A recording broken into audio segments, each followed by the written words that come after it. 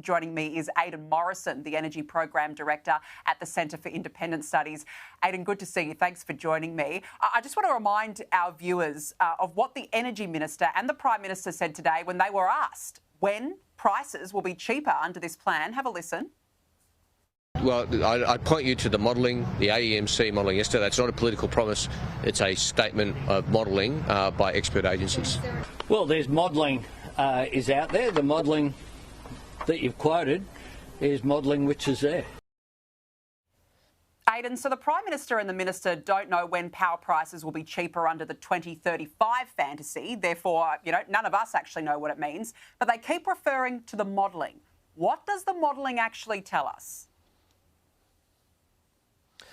Yeah, that particular document they're referring to, the AEMC's latest residential retail electricity price trends report, that actually is one of the most odd and bizarre, and I think it has been now politicised documents, because the AEMC used to do, the Market Commission used to do excellent work doing that retail price trends report. They had a proper terms of reference, and it was anchored in an actual year, and it was forward projected with all the components.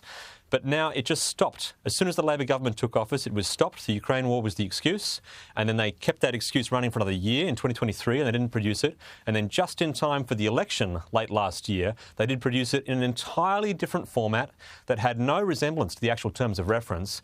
And they've just been able to basically say, repeat all the crazy assumptions in their policies, like that consumers will buy hundreds of billions of dollars worth of equipment and then gift them back freely to the grid, and assuming all those unrealistic things, including hydro bidding in at a tenth the cost they generally bid into the grid, they've been able to produce a tiny reduction from a price that's now higher than what it was when that plan was when that report was last written. So it's an absolutely absurd, and I think, frankly, very politicised piece of work that the Market Commission has produced there. And so I'm really interested to see them drawing attention to it, because we should look at that document very fairly and squarely. And it has been absolutely rorted and rigged to produce a thin slither of a price reduction that we all know is completely impossible, because it assumes all their fantasy assumptions come true. So if that's all they've got nothing. Yeah, and this is a fantasy. You mentioned hydrogen, and it was only this week that Chris Bowen said that green hydrogen would be a niche power player in our overall aim to get to net zero. I mean, what happened with that? That's going to be the big star of the show. It's just been a con from the beginning.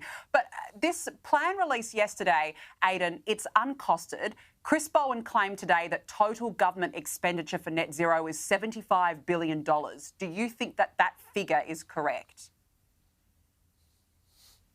Look, this is a totally new number. I can't see that in any official document. So it's just something plucked out of the air, so far as I can tell, unless they can point to some other sources. So I don't know why we would take it seriously. It is, I mean, for government direct expenditure, it's still a lot of money. We shouldn't be cheering that on, I don't think. But they've judged so badly and so poorly what this would cost in the past. There was never meant to be, under their original Powering Australia plan, whatever it takes subsidies, which is what we now have to build renewable energy. There are no projects moving forward without whatever it takes subsidies being signed individually, and Chris Bowen is the individual who signs off on each one of those. We never get to know what the price is and the cost for each project.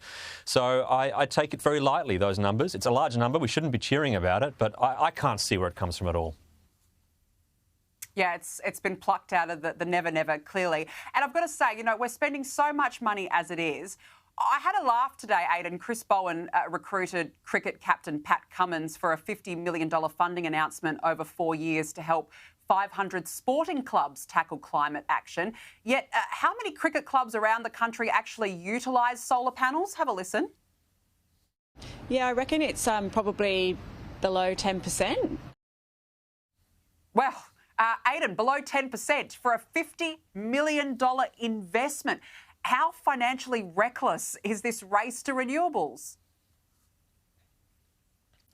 Look, I think what we're seeing here is the adoption of Darryl Kerrigan economics, where it's all about the vibe, really, and there's no substantial analysis about whether this is the right thing to be done or the cost is going to pay off. And we're seeing that repeated over and over again, where, again, you mentioned hydrogen. The CSIRO's modelling that got released just late last night actually shows that we do depend on green hydrogen to be a very large share, and they've made it very clear that they assume all that's going to start working again. So there's a huge contradiction there between that niche statement and the CSIRO today basically assuming for their modelling that supports that announcement that all that is going to start working again suddenly. So it's just completely unhinged, detached from reality.